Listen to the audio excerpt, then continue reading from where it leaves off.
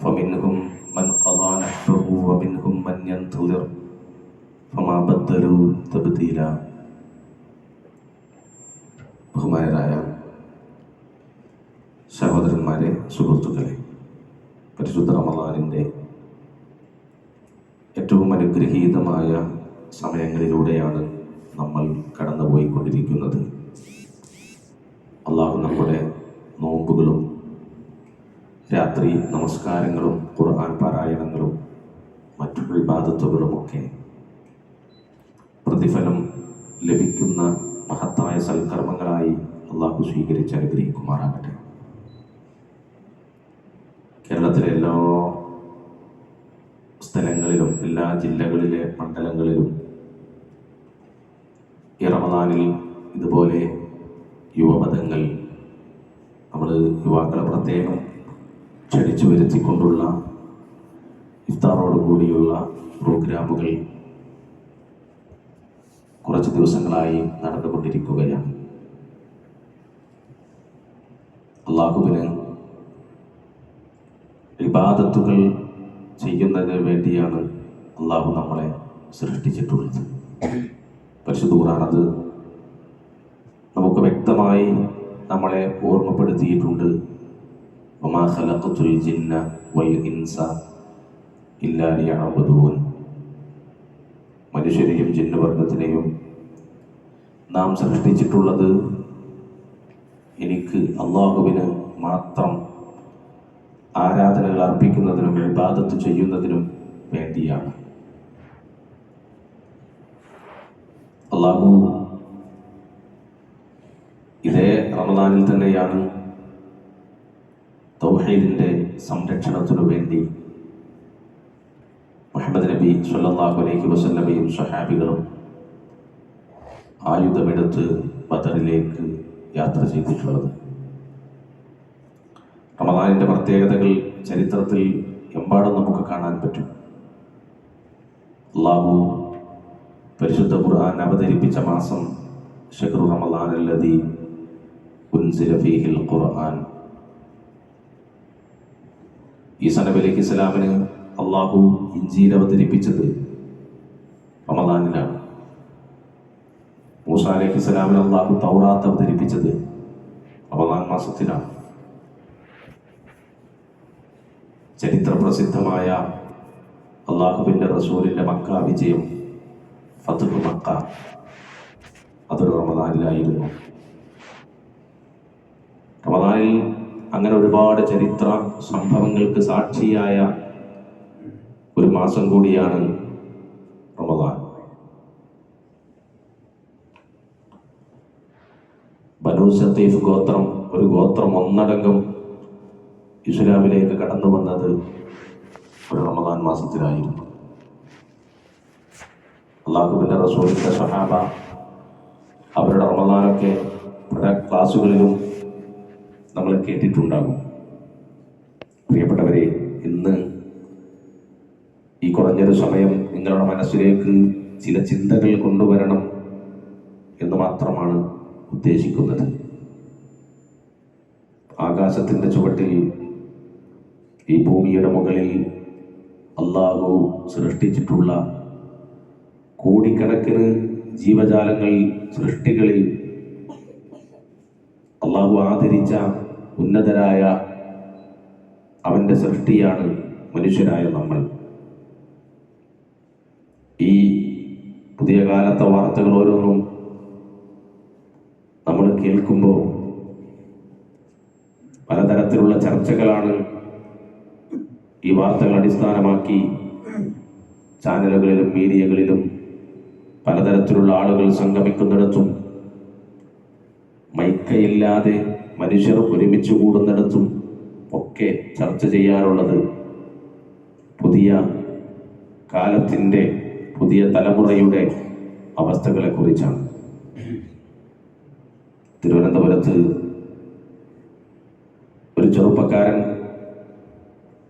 അവൻ കൊന്നു തള്ളിയത് അവൻ്റെ രക്തബന്ധുക്കളിൽ പ്രിയപ്പെട്ടവരെയുമാണ്. ഓരോ വാർത്തകൾ കേൾക്കുമ്പോഴും പണ്ട് നമ്മൾ ആഗ്രഹിച്ചിരുന്നു ഇത് ഒരു അവസാനത്തെ വാർത്തയായിരിക്കണമേ എന്ന്.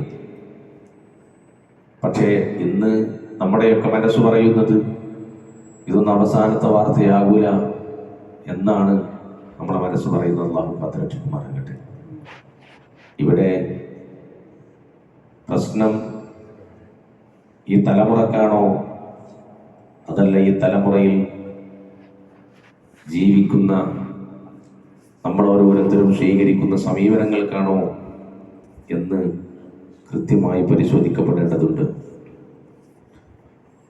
ഏതായാലും പ്രിയപ്പെട്ടവരെ, എവിടെ നിന്നാണ് ഈ പ്രശ്നങ്ങൾ ഉണ്ടാകുന്നത്? എന്താണ് ഈ പ്രശ്നങ്ങളുടെ പരിഹാരം? അതാണ് നമ്മൾ ഓരോരുത്തരും ചിന്തിക്കേണ്ടത്. പരിഹാരങ്ങൾ പലരും പലതും പറയുന്നു. ഇപ്പൊ തൊട്ടടുത്ത് 2-3 ദിവസം മുമ്പ് ഒരു കേരളത്തിലെ പ്രഗത്ഭനെന്ന് അയാൾ പറയുന്ന ഒരാള് സംസാരിക്കാണ്. റോഡിലൂടെ കാറുകൾ ഇങ്ങനെ സഞ്ചരിക്കുമ്പോൾ ആ കാറുകൾ പരസ്പരം കൂട്ടിയിടിച്ച് വലിയ അപകടങ്ങൾ ഉണ്ടാകാറുണ്ട്, വാഹനങ്ങൾ അപകടങ്ങൾ ഉണ്ടാകാറുണ്ട്. അപ്പൊ ചിലപ്പോൾ വാഹനത്തിലുള്ളവർ മരിച്ചു പോകാറുണ്ട്. അപ്പൊ അതിൻ്റെ പേരിൽ ആരും ഈ വാഹനങ്ങളൊക്കെ കാറുകളൊക്കെ നിരോധിക്കണമെന്ന് ഇവിടെ ആരും പറയാറില്ലല്ലോ. അയാൾ പറഞ്ഞുകൊണ്ടിരുന്നെന്തറിയോ? കുറച്ച് അപകടവും പ്രശ്നമൊക്കെ ഉണ്ടെന്ന് വിചാരിച്ചിട്ട് ഈ കഞ്ചാവും MDMA പോലുള്ള വസ്തുക്കളൊന്നും നിരോധിക്കല്ല വേണ്ടത്. അതൊക്കെ ഇവിടെ നിയമവിധേയമാക്കണം.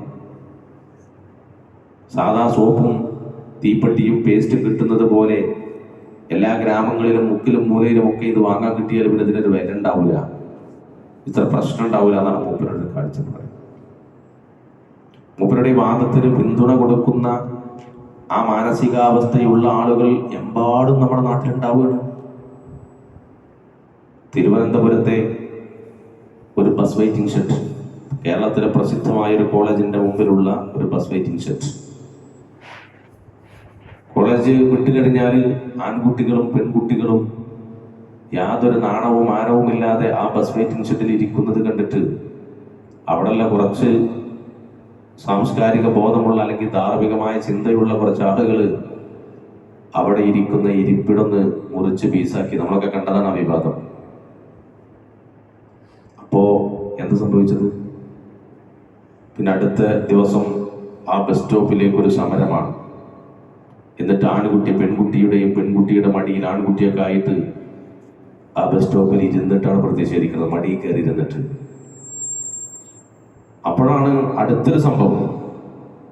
കേരളത്തിന്റെ നിയമസഭയിലെ തിരഞ്ഞെടുക്കപ്പെട്ട വ്യക്തികളടക്കം, അല്ലെങ്കിൽ ഈ കേരളത്തിലെ സംസ്കാരമുള്ളവരെന്ന് നമ്മൾ ഓരോരുത്തരും വിചാരിച്ചിരുന്ന സോഷ്യൽ മീഡിയയിലെ ആക്ടിവിസ്റ്റുകളടക്കം പലരും അതിനൊക്കെ ന്യായീകരിച്ചിട്ടാണ് സോഷ്യൽ മീഡിയയിൽ എഴുതുന്നത്. എന്താപ്പോ ഒരാണിന്റെ മടിയിൽ പെണ്ണിരുന്നാൽ ആകാശം ഇടിഞ്ഞു വീഴുമ്പോ എന്നാ ചോദിക്കണത്. ഈ പ്രശ്നങ്ങളുടെ ഒക്കെ കാരണം എന്താണ്? ഒറ്റ കാരണമുള്ളൂ. എന്താണെന്നറിയോ? മരണത്തോടുകൂടി ജീവിതം തീരും, അവിടെ അവസാനിക്കും എന്ന് വിചാരിക്കുന്നിടത്താണ് ഈ പ്രശ്നങ്ങൾ നിലനിൽക്കുന്നത്, ഉടലെടുക്കുന്നത്, ഇത് മുന്നോട്ട് പോകുന്നത്. ഈ തിന്മകൾ നമ്മുടെ നാട്ടിൽ നിന്ന് ഇല്ലാതാക്കാൻ കഴിയുക. എങ്ങനെ ഇല്ലാതാക്കാൻ കഴിയുക? ഈ ഒരൊറ്റ മരുന്നുള്ളൂ. ഈ ഒരൊറ്റ ചിന്തയിൽ നിന്ന് മാത്രമേ നമ്മുടെ നാട് നന്നാവുകയുള്ളൂ. ഏ ചിന്ത? മരിച്ചാൽ തീരാത്തൊരു ജീവിതമുണ്ട്. മരണത്തിന്റെ അപ്പുറം കൊണ്ടുപോയി കബറടക്കിയ പള്ളിക്കാട്ടിലെ 6 അടി മണ്ണിൽ ലയിച്ചു തീർന്ന മനുഷ്യ ശരീരങ്ങൾ കൊടുംവേനലിൽ മഴ പെയ്ത് ആ മണ്ണിൽ നിന്ന് ചെടികൾ മുളച്ചു പൊന്തുന്നത് പോലെ ഖബറുകളിൽ നിന്ന് നിങ്ങളെ നിങ്ങളുടെ റബ്ബ് ഉയർത്തെഴുന്നേൽപ്പിക്കുമെന്ന് പരിശുദ്ധ ഖുർആൻ 22-ാമത്തെ അധ്യായം സൂറത്തുൽ ഹജ്ജിന്റെ 5-ാമത്തെ ആയത്തിലൂടെ അല്ലാഹു നമ്മളെ ഓർമ്മിപ്പിച്ചു. ഉയർത്തെഴുന്നേൽപ്പിനെ കുറിച്ച് നിങ്ങൾക്ക് സംശയമുണ്ടോ? എങ്കിൽ നിങ്ങൾ നിങ്ങളുടെ വീടിന്റെ മുറ്റത്തേക്ക് നോക്കൂ. കൊടും വേനൽ കഴിഞ്ഞ് ആ മുറ്റത്തേക്ക് മഴ പെയ്യുമ്പോ വരണ്ടുണങ്ങിയ നിർജീവമായ മരിച്ചു കിടക്കുന്ന ആ മണ്ണിൽ നിന്ന് ചെടികൾ മുളച്ചു പൊന്തുന്നത് പോലെ, അത് നിങ്ങളുടെ കണ്ണുകൾ കാണുന്നത് പോലെ ഖബറുകളിൽ നിന്ന് അള്ളാഹു മനുഷ്യരെ ഉയർത്തെഴുന്നേൽപ്പിക്കുക തന്നെ ചെയ്യും. അങ്ങനെ അള്ളാഹു ഓർമ്മിപ്പിച്ചത്. അവിടെ പ്രിയപ്പെട്ടവരെ, ഈ അഫാന് 5 പേരെ കൊന്നവൻ അവനൊരു ലഹരിയുടെ അഡിക്റ്റും മാനസിക രോഗിയും ആകട്ടെ എന്നാണ് നമ്മളൊക്കെ ആഗ്രഹിച്ചു പോയത്. ആയിരുന്നെങ്കിൽ നമുക്ക് അത്ര ഫീൽ ചെയ്യുമായിരുന്നില്ല. പക്ഷെ അവന്റെ മെഡിക്കൽ റിപ്പോർട്ട് എന്താ? അവൻ സ്ഥിരമായി ലഹരി ഉപയോഗിക്കുന്ന ഒരു വ്യക്തിയല്ല. പിന്നെ അങ്ങനത്തെ ഒരു മാനസികാവസ്ഥയിലേക്ക് എങ്ങനെ അവൻ എത്തിയത്? അതുകൊണ്ട് നാളെ ഒരു അഫാനായി മാറുന്നത് ഒരു ലഹരി ഉപയോഗിക്കുന്നവനായിക്കൊള്ളുന്നില്ല. അള്ളാഹു നമ്മളെ കാത്തുരക്ഷിക്കുമാറാകട്ടെ. ഇത്തരം ഭീകരമായ പേടിപ്പെടുത്തുന്ന അവസ്ഥകളിൽ നിന്ന്, കാഴ്ചകളിൽ നിന്ന് നമ്മളെയും നമ്മുടെ പ്രിയപ്പെട്ടവരെയും ഒക്കെ റഹ്മാനായ അള്ളാഹു കാത്തുരക്ഷിക്കുമാറാകട്ടെ. മുഹമ്മദ് നബി സല്ലല്ലാഹു അലൈഹി വസല്ലം തങ്ങൾ റസൂലുള്ളാഹിന്റെ അടുക്കിലേക്ക് ഒരാൾ കടന്നു വരികയാണ്. അയാളുടെ കയ്യിൽ ഒരു എല്ലിന്റെ കഷ്ണമുണ്ട്. ഒരു എല്ലിന്റെ കഷ്ണം. ആ എല്ലിന്റെ കഷ്ണം അള്ളാഹുവിന്റെ പ്രവാചകന്റെ കൺമുമ്പിൽ അയാള് ഇങ്ങനെ പൊടിച്ചിട്ട് ഇങ്ങനെ വിതറി ധൂളികളാക്കി പറത്തി കളഞ്ഞു. എന്നിട്ട് അള്ളാഹുവിന്റെ റസൂലിനോട് അയാൾ ചോദിക്കുകയാണ്, മുഹമ്മദേ, ഇത് നേരത്തെ ഒരു മനുഷ്യന്റെ അല്ലായിരുന്നു. ആ മനുഷ്യൻ മരിച്ചിട്ട് എത്രയോ കാലം കഴിഞ്ഞ് അയാളുടെ അസ്ഥിയുടെ ഒരു കഷ്ണാണത്. അത് ഞാനിവിടെ പൊടിച്ച് വിതറിക്കളഞ്ഞു. ഈ എല്ലിന്റെ ആളെ നിന്റെ റബ്ബ് രണ്ടാമതും ഉയർത്തെഴുന്നേൽപ്പിക്കും, മരിച്ചോടത്തുനിന്ന് കൊണ്ടുവരും എന്നാണോ നീ വാദിക്കുന്നത് എന്നാണ് റസൂലുള്ളാഹിയോട് ആ മനുഷ്യൻ ചോദിക്കുന്നത്. പുതിയ കാലത്ത് ചോദിക്കുന്നില്ലേ ഈ ചോദ്യം? ക്യാമ്പസിലേക്ക് കടന്നു ചെല്ലുന്ന മതപരമായ ചുറ്റുപാടുകളിൽ ജീവിച്ച ഒരു കുട്ടി 18ാമത്തെ വയസ്സിൽ ഒരു ക്യാമ്പസിലേക്ക് കടന്നു ചെല്ലുമ്പോൾ അവനെ സ്വീകരിക്കുന്ന വലിയ ഫ്ലക്സ് വെച്ചിരിക്കുന്ന വാചകം, നിനക്കൊരൊറ്റ ജീവിതമേ ഉള്ളൂ, അത് നിനക്ക് ആസ്വദിക്കാനുള്ളതാണ്. അതാണ് അവൻ കാണുന്നത്. സോഷ്യൽ മീഡിയ ഇങ്ങനെ ഇൻസ്റ്റഗ്രാമും യൂട്യൂബും വാട്സപ്പും ഒക്കെ ഇങ്ങനെ ഷോർട്സും റീൽസും ഒക്കെ ഇങ്ങനെ നീക്കി സ്ക്രോൾ ചെയ്ത് പോകുമ്പോ നമ്മുടെ 6 വയസ്സുകാരനും 6 വയസ്സുകാരിയും അവരുടെ കുഞ്ഞു മനസ്സിലേക്കും അവരുടെ ചെറിയ തലച്ചോറിലേക്കും കേറി നിറഞ്ഞ് കഴിയുന്നത്, നിറയുന്നത്, നിനക്കൊരു ജീവിതമേ ഉള്ളൂ, അത് നീ ആസ്വദിക്കാനുള്ളതാണ്, നിനക്കൊറ്റ ജീവിതമുള്ളൂ. ആൺകുട്ടിയെ ചുംബിച്ചിങ്ങനെ ഇരിക്കുന്ന ഒരു ചിത്രം വലിയൊരു ഫ്ലക്സില് കേരളത്തിന്റെ പ്രസിദ്ധമായ ഒരു യൂണിവേഴ്സിറ്റിയുടെ കവാടം കഴിഞ്ഞ് ചെല്ലുന്നിടത്താണ് ഇത് സ്ഥാപിച്ചിട്ടുള്ളത്. നമുക്കിടയിൽ പ്രണയത്തിന്റെ അതിരുകളിൽ ലിംഗത്തിന്റെ വേർതിരിവുകൾ സൃഷ്ടിച്ചത് ആരാണ് എന്നിട്ടാണ് അതാണ് വലിയൊരു എഴുതിയിരിക്കുന്നത്. ആണിനെ പ്രണയിച്ചുകൂടെ എന്നാ ചോദ്യം. അപ്പൊ നിനക്കൊറ്റ ജീവിതമുള്ളൂ, മരണത്തോടുകൂടി തീരാനുള്ളതാണ്, അത് പരമാവധി ആസ്വദിക്കണം. ഈ മതത്തിന്റെ വേലിക്കെട്ട്, ദീൻ എന്നൊക്കെ പറഞ്ഞാല് അതൊരു നിയന്ത്രണാണ്, ഒരു മുള്ളിന്റെ കെട്ടാണ്, ഒരു കള്ളിയാണ്. അത് ചെയ്യരുത്, ഇത് ചെയ്യരുത്, അങ്ങോട്ട് നോക്കരുത്, അത് ഉപയോഗിക്കരുത്, ഇത് പാടില്ല, അങ്ങനെ പറയരുത്, നീ അങ്ങനെ ചെയ്യണം, ഇങ്ങനെ ചെയ്യണം എന്ന് പറഞ്ഞ വിലക്കുകളുടെ, ഉപദേശങ്ങളുടെ, നിർദ്ദേശങ്ങളുടെ വരണ്ട ഭൂമിയാണ് മതം എന്ന് നമ്മുടെ കുട്ടിയുടെ മനസ്സിലേക്ക് ഇങ്ങനെ കയറുകയാണ്. ആധുനിക യുവതയുടെ മനസ്സിലേക്ക് ഇങ്ങനെ അടിച്ചു കയറ്റിക്കൊണ്ടിരിക്കുകയാണ്. ഇതാണ് ലിബറലിസം. ഫാസിസം വരുന്നത് കാണും, ഫാസിസ്റ്റുകൾ വരുന്നത് കാണും. അതിന്റെ ആളുകളുണ്ട്, അതിന്റെ അടയാളങ്ങളുണ്ട്, അതിന്റെ പ്രയോക്താക്കളും അതിന്റെ സൈദ്ധാന്തികരുമുണ്ട്. അതിന് നേർക്കുനേരെ കാണും വരുന്നത്. പക്ഷേ ലിബറലിസത്തിന്റെ സൈദ്ധാന്തികരെ കാണില്ല. അതിന് പ്രത്യേകം സംഘടനയും ഓർഗനൈസേഷനും മീറ്റിങ്ങും യോഗങ്ങളും ഒരു സ്ഥലത്തുണ്ടാകൂല. നമ്മൾ ആരും വന്ന് നീ ലിബറലിസത്തിലേക്ക് വാ എന്ന് പറഞ്ഞ് വീട്ടിലേക്ക് വന്ന് ഒരു അപേക്ഷ ഫോം തന്ന് അല്ലെങ്കിൽ ഒരു അനൗൺസ്മെന്റ് വാഹനത്തിൽ കടന്നുപോയി അല്ലെങ്കിൽ ഒരു നാട്ടിലൊരു പ്രോഗ്രാം ഉണ്ട്, സമ്മേളനമുണ്ട് എന്ന് പറഞ്ഞ്, അല്ലെങ്കിൽ നമ്മുടെ വാട്സാപ്പിലേക്ക് ഒരു മെസ്സേജ് അയച്ച് നമ്മളെ ക്ഷണിച്ചു കൊണ്ടുപോകുന്ന ഒരു സാധനമല്ല ലിബറലിസം. അത് നമ്മുടെ കുഞ്ഞു മക്കളെ നമ്മൾ അറിയാതെ നമ്മിൽ നിന്ന് അടർത്തിക്കൊണ്ടുപോകും. നമ്മൾ കിടന്നുറങ്ങുമ്പോൾ നമ്മുടെ വീടിന്റെ വാതിൽ ഉപ്പയും ഉമ്മയും നമ്മൾ അറിയാതെ നമ്മളെ മക്കൾ കൊളുത്തു കടിച്ച് വീട്ടിൽ നിന്ന് ഇറങ്ങിപ്പോയി പുലർച്ചെ 3 മണിക്കും 4 മണിക്കും നമ്മൾ അറിയാതെ വീട്ടിലേക്ക് കയറി വന്ന് അവർ ബെഡ്റൂമിൽ കിടന്നുറങ്ങും. അതാണ് ലിബറലിസം. അതിന്റെ ഭീകരമായ നീരാളിപ്പിടുത്തം ലോകത്തിന്റെ യൂറോപ്പിലും അമേരിക്കൻ നാടുകളിലും പടിഞ്ഞാറൻ നാടുകളിലും അവർ അനുഭവിച്ച് ഞെരിഞ്ഞമർന്ന് അതിന്റെ എല്ലാ കെടുതിയിലും പെട്ട് ഒരു ജനറേഷൻ തകർന്നടിഞ്ഞ് മഹാദുരന്തങ്ങളിൽ ജീവിച്ച് തിരിച്ചു നടക്കാൻ ഗതികെട്ട് അതിനു വേണ്ട നിയമങ്ങൾ നിർമ്മിച്ച് ഓഫറുകൾ കൊടുത്ത് അതിനു വേണ്ട എല്ലാ സംവിധാനം ഒരുക്കാൻ വേണ്ടി ശ്രമിക്കണം അവര്. നമ്മള് ഇതാണ് പുരോഗതി എന്ന് പറഞ്ഞ് ഒരു തലക്കെ ഇതിനെ പ്രൊമോട്ട് ചെയ്യുകയാണ് ഔദ്യോഗിക സംവിധാനങ്ങളിലൂടെ. ഞാൻ പറഞ്ഞതറിയോ, മുഹമ്മദ് നബി സല്ലല്ലാഹു അലൈഹി വസല്ലമയുടെ മുമ്പിലേക്ക് ഈ മനുഷ്യൻ ഇങ്ങനെ എല്ല് പൊടിച്ചിട്ട് ഇങ്ങോട്ട് വിതറിയിട്ട് ചോദിച്ചു, അപ്പൊ മരണത്തിന് ശേഷം ഒരു ജീവിതം ഉണ്ടെന്നാണ് മുഹമ്മദ് നബി പറയുന്നത്? ഈ മനുഷ്യനെ പറ്റിയാണ് അള്ളാഹു സൂറത്തു യാസീനിൽ ചില ആയത്തുകൾ ഇറക്കിയത്. നബിയേ, ഒരാളെ നീ കണ്ടില്ലേ? ആരാണ്? അയാൾ അള്ളാഹുവിനാണ് ഉദാഹരണം പറഞ്ഞു കൊടുക്കുന്നത്, മുഹമ്മദ് നബിക്കല്ല.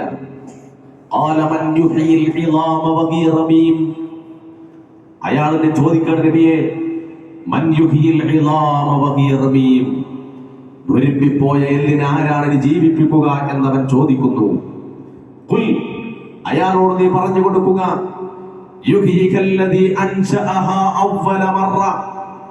ആരാണോ ആ എല്ലിന്റെ ആളെ ഈ ഭൂമി ലോകത്തേക്ക് ആദ്യം കൊണ്ടുവന്നവൻ, അവൻ തന്നെ അയാളെ രണ്ടാമതും ജീവിപ്പിക്കുക തന്നെ ചെയ്യും.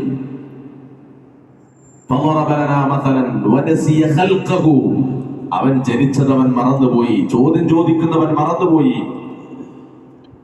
45-കാരൻ ജിമ്മിൽ പോയി ഉരുട്ടിയ മസിലും പിടിച്ചിട്ട് കയ്യിൽ ആപ്പിളിന്റെ ഐഫോണും പിടിച്ചിട്ട് ഓനിങ്ങനെ ചോദിക്കുക, എന്ത് പടച്ചോന്, എന്തല്ലാഹു? അങ്ങനെ മരിച്ചവരൊക്കെ തിരിച്ചു വരട്ടെ, മരിച്ചോലിന് ജീവിക്കോ? ഇവിടെ ഒറ്റ ജീവിതമുള്ളൂ. ഓനോട് അള്ളാഹ് പറഞ്ഞത് 45-കാരൻ മറന്നുപോയി, 60-കാരൻ വിസ്മരിച്ചു പോയി, 25-കാരൻ മറന്നുപോയി. എന്ത് മറന്നു? 25-കാരൻ മറന്നത് 26 കൊല്ലങ്ങൾക്ക് മുമ്പ് അവൻ എവിടെയായിരുന്നു എന്നവൻ മറന്നുപോയി. 45-കാരൻ വിസ്മരിച്ചു പോയി. സോഷ്യൽ മീഡിയയിൽ അള്ളാഹുവിനെയും ദീനിനെയും പരിഹസിക്കുന്നതിന് മുമ്പ്, വെല്ലുവിളിക്കുന്നതിന്റെ മുമ്പ് അവൻ മറന്നുപോയെന്തറിയോ? 50 കൊല്ലങ്ങൾക്ക് മുമ്പ് അവൻ എവിടെയായിരുന്നു എന്നവൻ ചിന്തിക്കുന്നില്ല. ഹൽ അതാ അലൽ ഇൻസാനി ഹീനും മിനദ് ദഹർ ലം യകുൻ ശൈഅൻ മദ്കൂറാ. അല്ലാഹുവിന്റെ ഖുർആൻ ഓർമ്മിപ്പിച്ചത് അങ്ങനെയാണ്. ഒട്ടകത്തിന്റെ മൂക്ക് കയറി പിടിച്ച് അറേബ്യയുടെ, സൗദി അറേബ്യയുടെ, മക്കയുടെ, ഹിജാസിന്റെ, മദീനയുടെ, യഥരിബിന്റെ ഭൂചരമായ മണ്ണിലൂടെ ഒട്ടകത്തിന്റെ മൂക്ക് കയറി പിടിച്ചു നടന്നിരുന്ന കാട്ടുറവികൾ എന്ന് ലോകം വിലയിരുത്തിയ ഒരു ജനതയോട് ഖുർആൻ സംസാരിച്ചത് ഹൽ അതാ അലൽ ഇൻസാനി ഹീനും മിനദ് ദഹർ ലം യകുൻ ശൈഅൻ മദ്കൂറാ. 1400 കൊല്ലങ്ങൾക്ക് ഇപ്പുറം ഈ റോബോട്ടിക് യുഗം എന്ന് ന്യൂജൻ വിളിക്കുന്ന ഈ ആർട്ടിഫിഷ്യൽ ഇന്റലിജൻസിന്റെ കാലമെന്ന് ആധുനിക ഇൻഫർമേഷൻ ടെക്നോളജിയുടെ വളർച്ചയെ പറ്റി പറയുന്ന ഈ കാലത്തുള്ള നാസ്തികരോടും വിശ്വാസമുള്ളവരോടും എല്ലാരോടും അന്ന് ഒട്ടകത്തിന് വെച്ചു നടന്ന ജാഹിലിയത്തിലെ അറബികളോട് ചോദിച്ച അതേ ചോദ്യമാണ് ചോദിക്കാനുള്ളത്. അൽ അതാ അലൽ ഇൻസാനി ഹീനും മിനദ് ദഹർ ലം യകുൻ ശൈഅൻ മദ്കൂറാ. ഒരു കാലം നിന്റെ ജീവിതത്തിൽ കഴിഞ്ഞു പോയിട്ടില്ലേ? പറയപ്പെടാനൊന്നുമല്ലാത്തൊരു കാലം, പറയപ്പെടാനൊന്നുമല്ലാത്തൊരു കാലം നിന്റെ ജീവിതത്തിൽ കടന്നു പോയിട്ടില്ലേ? 40കാരൻ ചിന്തിക്കണ്ടേ, 42 കൊല്ലം മുമ്പ് ഞാൻ എവിടെയായിരുന്നു? 50കാരൻ ചിന്തിക്കണ്ടേ, 55 കൊല്ലം മുമ്പ് അയാളുണ്ട് അവിടെ. ഖുർആൻ ഓർമ്മിപ്പിച്ചു. എന്താ ഓർമ്മിച്ചത്? പരലോകത്തിന്റെ നിഷേധികളെ മുഴുവൻ ഖുർആൻ ഓർമ്മിപ്പിച്ചത് മനുഷ്യരുടെ ജനനമാണ്. ثم جعلناه نطفة في قرار مكين.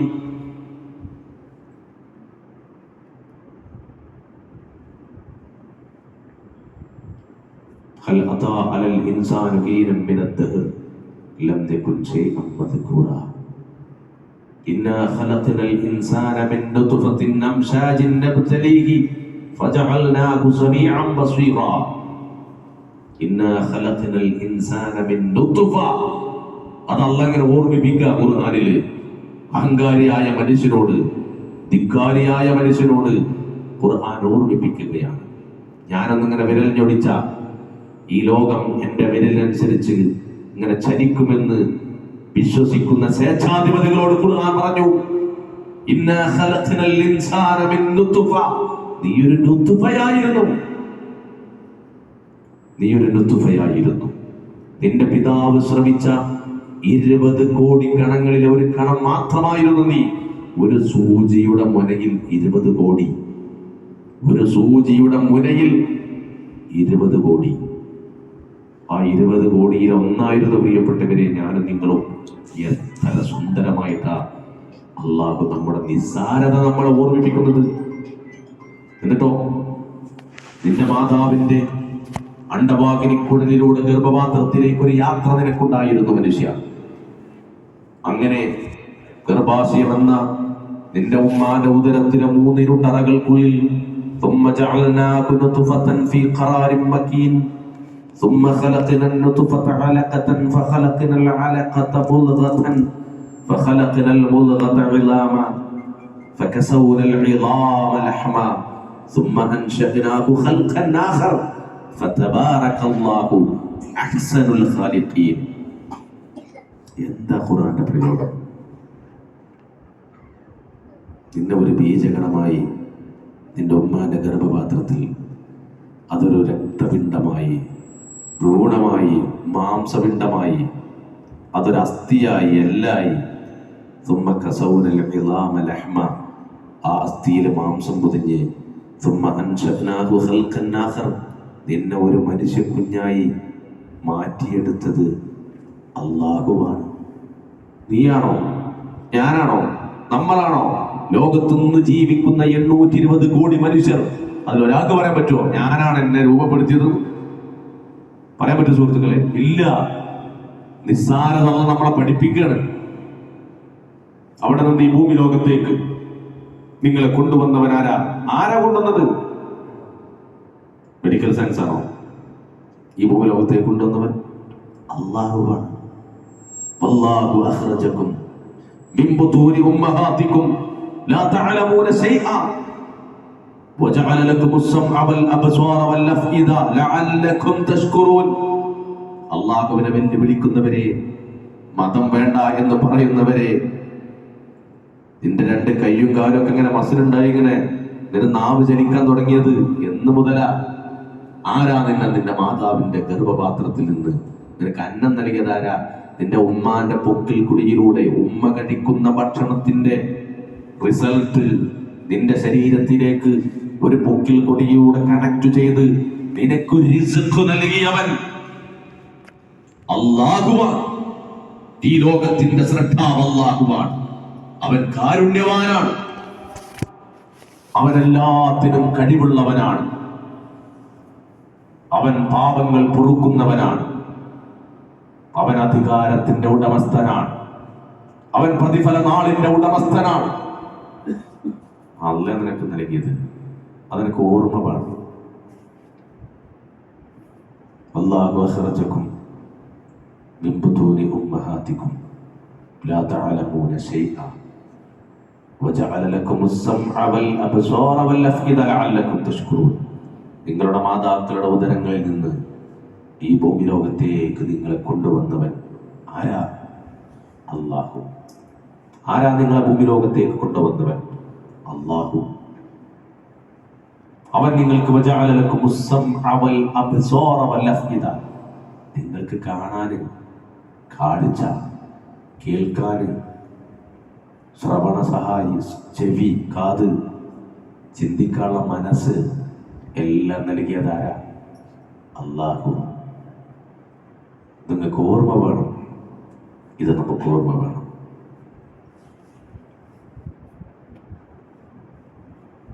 അപ്പോ കാലത്തിനും ജനറേഷനും അല്ല പ്രശ്നം, ആ തലമുറക്ക് കിട്ടുന്നിടത്തും കൊടുക്കുന്നിടത്തും പ്രശ്നമുണ്ട്. നിയമങ്ങൾ നിർമ്മിക്കുന്ന അധികാരികൾ മുതൽ ഈ സൊസൈറ്റി വരെ അത് കാണുന്നിടത്തും പറയുന്നിടത്തുമാണ് പ്രശ്നം. പരിഹാരം എന്തറിയോ? ഇത് കൊടുക്കൽ തന്നെയാണ്, ഇത് കൊടുക്കൽ തന്നെയാണ് അതിൻ്റെ പരിഹാരം.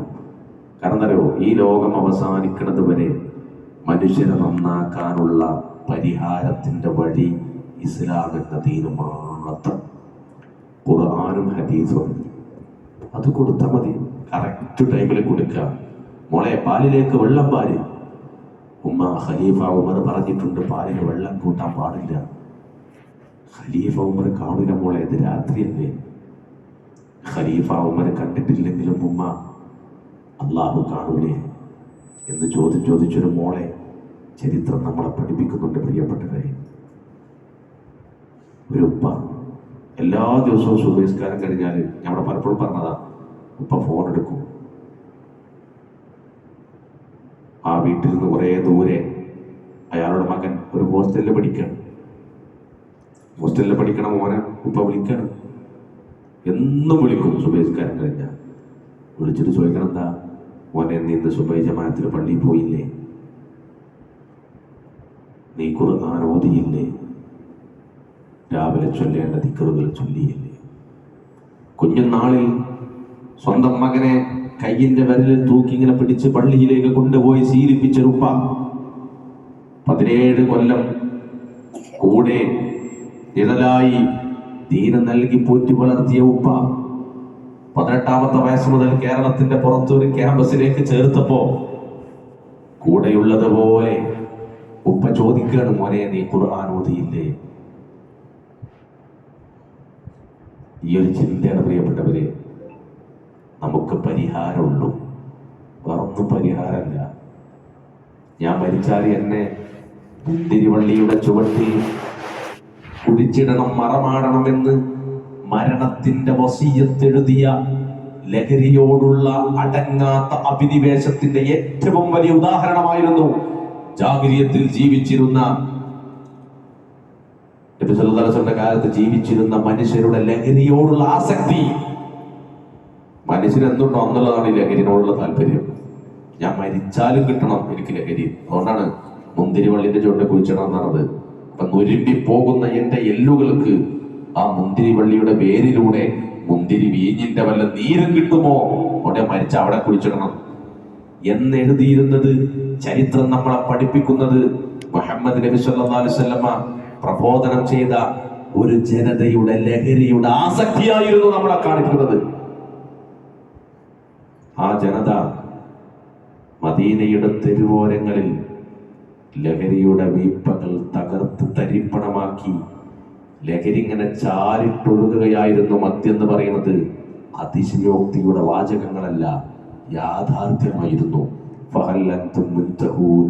നിങ്ങൾക്ക് നിർത്താൻ സമയമായില്ലേ എന്ന് ആയത്തിറങ്ങിയപ്പോ അള്ളാഹുവിന്റെ പ്രവാചകൻ ജിബ്രീൽ അലൈഹിസ്സലാം ഈ ആയത്ത് ഓതി കൊടുത്തപ്പോ നബി സല്ലല്ലാഹു അലൈഹി വസല്ലം തങ്ങൾ ഈ ആയത്ത്, അള്ളാഹുവിന്റെ വചനം, അള്ളാഹുവിന്റെ സന്ദേശം, അള്ളാഹുവിന്റെ കൽപ്പന, ആ വാക്ക് റസൂലുള്ളാഹിയിൽ നിന്ന് കേട്ട അനസ് ബിൻ മാലിക് റളിയല്ലാഹു അൻഹു മദീനയുടെ തിരുവോരങ്ങളിൽ ഈ ആയത്ത് വിളിച്ചു പറഞ്ഞ് നടന്നപ്പോഴാണ് കയ്യിൽ കിട്ടിയ ആമറകൾ എടുത്ത് മദ്യത്തിന്റെ ബാരലുകൾ അടിച്ചു തകർത്തത് റസൂലുള്ളാഹിന്റെ സ്വഹാബ. ആ ആയത്തിറങ്ങിയതിനു ശേഷം മദീനയിൽ പിന്നെ മദ്യം ഉണ്ടായിട്ടില്ല. അല്ലാഹു അനുഗ്രഹിക്കുമാറാകട്ടെ. ആ ഖുർആനും ആ ജനതയും, ആ ജനത എങ്ങനെ മാറിയത്?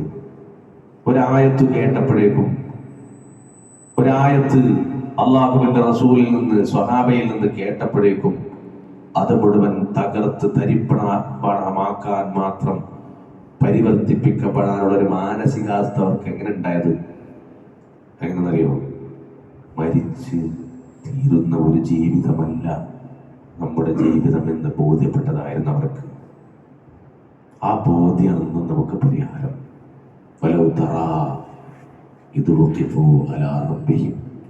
നബിയെ, നീ ഒന്ന് കണ്ടിരുന്നുവെങ്കിൽ അവർ നാളെ പരലോകത്ത് അവരുടെ റബ്ബിന്റെ മുമ്പിൽ, അള്ളാന്റെ മുമ്പിൽ വന്ന് നിൽക്കുന്ന രംഗം നബിയെ നീ ഒന്ന് കണ്ടിരുന്നുവെങ്കിൽ എന്ന് പരിശുദ്ധ ഖുർആൻ സൂറത്തുൽ മാഇദ.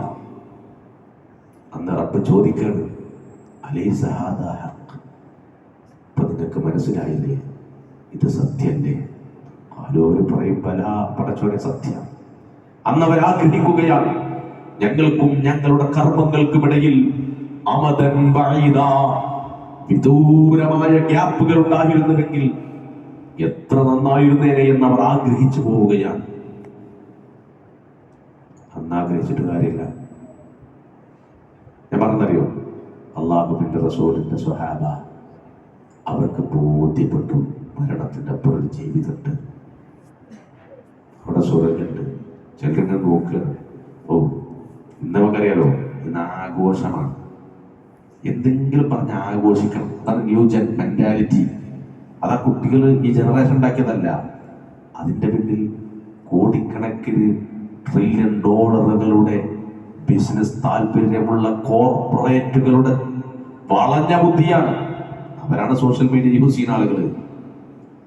മനസ്സിലായില്ലേ? ഈ സാധനം ഉണ്ടല്ലോ, നിങ്ങളത് വാട്സപ്പോ ഫേസ്ബുക്കോ ഏതെങ്കിലും ഗൂഗിളിന്റെ ഏതെങ്കിലും ഒരു ആപ്പ് നിങ്ങളെ ഈ ഫോൺ നിങ്ങളെ കയ്യിലുണ്ട്, ഇടയ്ക്ക് ഇങ്ങനെ ഓൺ പിന്നെ ചെയ്ത് ഓഫ് നമ്മൾ ചെയ്യും, ഇങ്ങനെ തുറന്നു നോക്കും.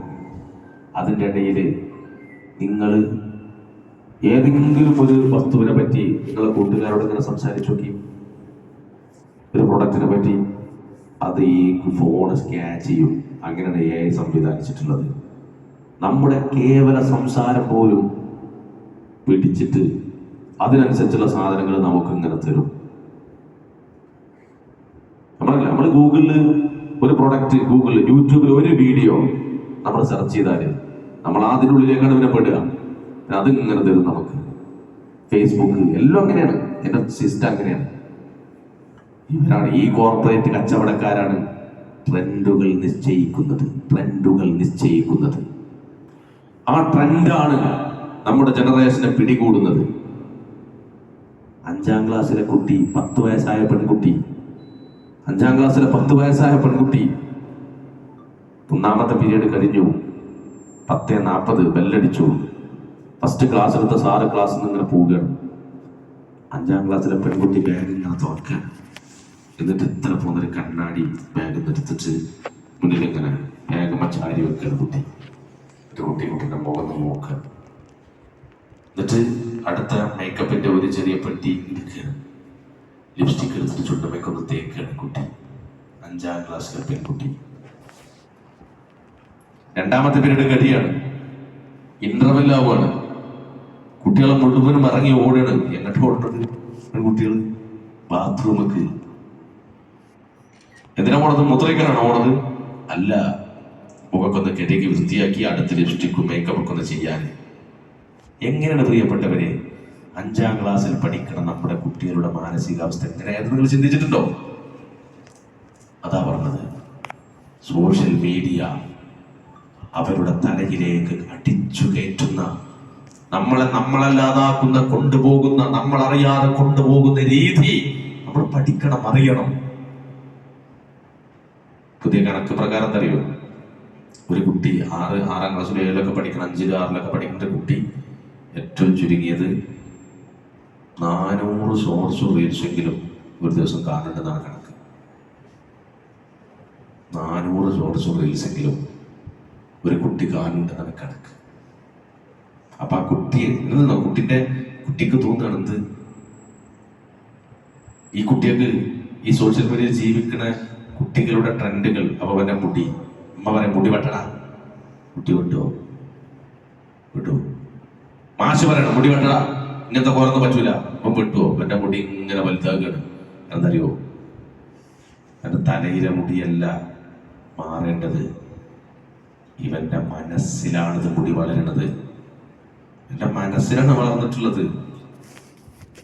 ലിപ്സ്റ്റിക് കുട്ടിങ്ങനെ തേക്കാണ്. കാരണം കുട്ടിന്റെ കോൺഫിഡൻസ് നിലനിൽക്കുന്നത് അതിലാണ്. 20 കുട്ടികളുള്ള ഒരു ഹയർ സെക്കൻഡറി ക്ലാസ് റൂമിൽ ഒരു കുട്ടി ഉപയോഗിക്കാത്ത കുട്ടിക്ക് തോന്നുകയാണ്, ഞാൻ എന്തോ അങ്ങാടിയിൽ ആൾക്കൂട്ടത്തിന്റെ ഇടയിൽ എന്റെ തുണി മുഴുവൻ അഴിഞ്ഞു പോകുമുണ്ടാകുന്ന ഒരു ഫീലില്ലേ, മാനസികാവസ്ഥ. അതുപോലെയാണ് ഈ കോസ്മെറ്റിക്സ് ഒന്നും ഉപയോഗിക്കാത്തൊരു കുട്ടിന്റെ, അല്ലെങ്കിൽ പുതിയ കാലത്തിന്റെ ട്രെൻഡിനനുസരിച്ചുള്ള വസ്ത്രവും പാന്റും ഷർട്ടും അതിന്റെ ഷൂ ഇങ്ങനത്തെ സാധനങ്ങളൊന്നും ഉപയോഗിക്കാത്തവൻ, അവൻ ജീവിക്കേണ്ടി വരുന്ന മാനസികാവസ്ഥ ഉണ്ട്.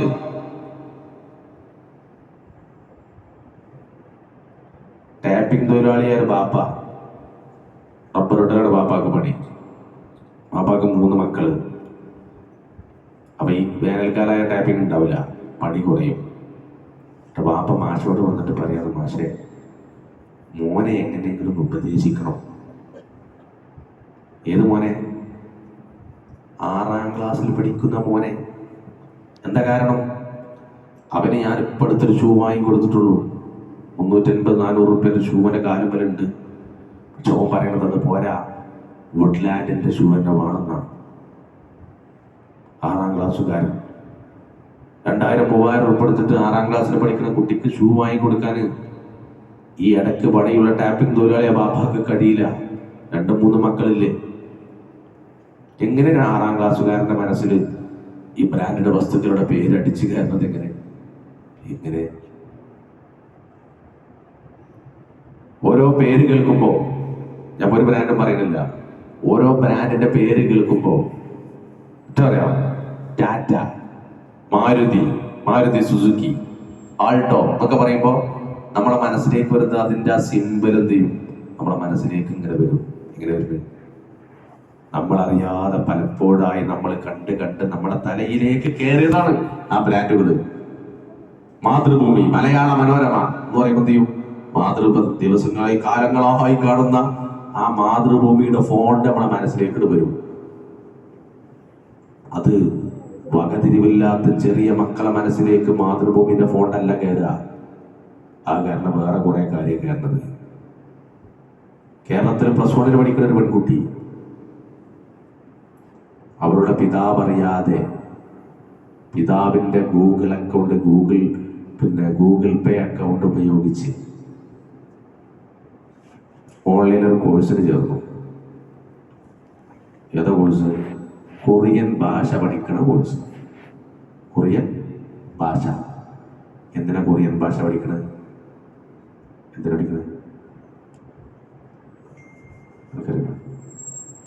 എന്തിനാ കൊറിയൻ ഭാഷ പഠിക്കണത്? ഇവിടെ ഒരു 30 വയസ്സിന് താഴെ ലോകമൊക്കെ പെട്ടെന്ന് മനസ്സിലാവുന്നത്. 30 വയസ്സിന്റെ മുകളിലേക്ക് അത്ര പെട്ടെന്ന് മനസ്സിലാവില്ല. എന്തിനാ കൊറിയൻ ഭാഷ പഠിക്കണത്? അത് പഠിക്കാൻ ചേർക്കും.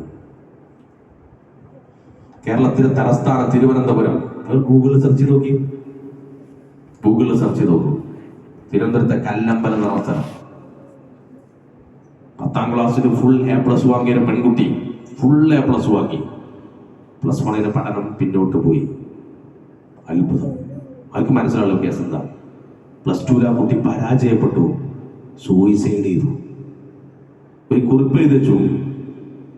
ഇതെന്നോ ഒരു കൊറിയൻ ഡ്രാമയുടെ പിന്നാലെ അതിൽ അഡിക്റ്റായി അതിന്റെ പിന്നാലെ പോയി.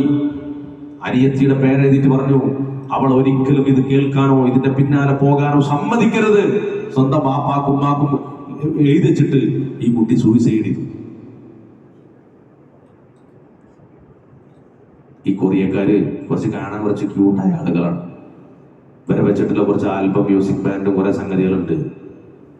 അതാണ് കുട്ടികളെ സ്വാധീനിക്കുന്നത്. അപ്പൊ ആ താല്പര്യം മുതലെടുക്കാൻ കുട്ടികളെ ഇൻസ്ട്രുമെന്റ് ബോക്സ്, കുട്ടികളെ പൗച്ച്, കുട്ടികളെ ബാഗ്, കുട്ടികളെ ടീഷർട്ട്, കൊറിയൻ ലാംഗ്വേജ് ഉണ്ടാവും ഇവിടെ, ടീഷർട്ടുമ്പോഴൊക്കെ. അത് ഈ കുട്ടികൾക്ക് വായിക്കാൻ കിട്ടും. അത് വായിക്കാനും പഠിക്കാനും ഒക്കെയാണ്. ഞാൻ പറഞ്ഞു, നിങ്ങൾ ഗൂഗിളിൽ സെർച്ച് ചെയ്ത് നോക്കി. ഈ കൊറിയൻ ഡ്രാമയിലെ ഈ മ്യൂസിക് ആൽബത്തിലെ 5-6 ആളുകളുടെ പേര് ഞാൻ വെറുതെ പരീക്ഷിക്കാൻ വേണ്ടി എന്റെ സ്കൂളിലെ 6ാം ക്ലാസ്സിലെ പെൺകുട്ടികളോട് ചോദിച്ചു. ആ ക്ലാസ്സിലെ 5 പെൺകുട്ടികൾ ആ മ്യൂസിക് ബാൻഡിലെ മുഴുവൻ ആളുകളുടെ പേരും പറഞ്ഞു. 5 പെൺകുട്ടികൾ. 4 ഖലീഫന്റെ പേര് വെച്ചാല് തെറ്റാതെ പറയാൻ നമ്മളെ കുട്ടികൾക്ക് കിട്ടൂല. അത് ഈ കുട്ടികളെ കുഴപ്പമാണ് സുഹൃത്തുക്കളെ. നമ്മളെ തലമുറ പോണ പോക്കിന്റെ വലിപ്പം ഞങ്ങൾ പറയാൻ പറഞ്ഞതാണ്. കേരളത്തിൽ ഒരു ജില്ലയിൽ നിന്ന് 4 പെൺകുട്ടികളെ കാണാതായി. കേരളത്തിൽ റെയിൽവേ സ്റ്റേഷനിൽ വെച്ച് CCTV കണ്ടുപോലെ പിടിച്ചു. എവിടേക്കോലും പോണത്? അവര് കൊറിയയിലേക്ക് പോകാൻ നിൽക്കുകയാണ്. അതിനുവേണ്ടി വീട്ടിൽ നിന്ന് ഇറങ്ങി പോന്നതാ.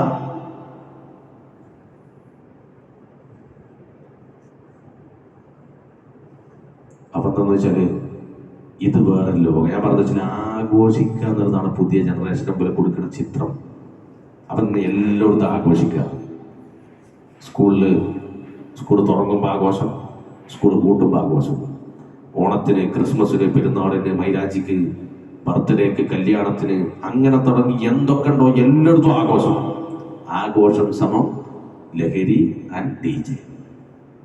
ആഘോഷം സമം ലഹരി ആൻഡ് DJ ലഹരി ഇല്ലെങ്കിൽ എന്തൊരു ആഘോഷ.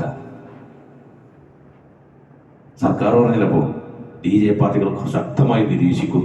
എന്ത് നിരീക്ഷണം? ശക്തമായി നിരീക്ഷിക്കും. ഞാൻ പറഞ്ഞ സുഹൃത്തുക്കളെ, ഇതൊക്കെ പ്രശ്നം എന്താ? ഇതിന് ഒക്കെ പിന്നെ ചാനലിലും ചർച്ചയിലും സോഷ്യൽ മീഡിയയിലൊക്കെ പല പരിഹാരമാണ് പലരും നിർദ്ദേശിക്കുന്നത്. ചിലർ പറഞ്ഞതാണ് ഒക്കെ നിയമവിധേയമാക്കുക, എന്നാൽ അതിന്റെ പ്രശ്നമൊക്കെ പരിഹരിക്കപ്പെടും. വേറെ ചില ആൾക്കാർ പറയുന്നത് പിന്നെ ശക്തമായി ശിക്ഷിക്കുക, എന്നാ ചിലപ്പോൾ ശരിയാവും. ഇത് അല്ലാഹ് പറഞ്ഞൊരു സംഗതി ഉണ്ട്. ഇന്നല്ലാഹ ലാ യുഗയ്യിറു മാ ബിഖൗമിൻ ഹത്താ യുഗയ്യിറു മാ ബിഅൻഫുസിഹിം.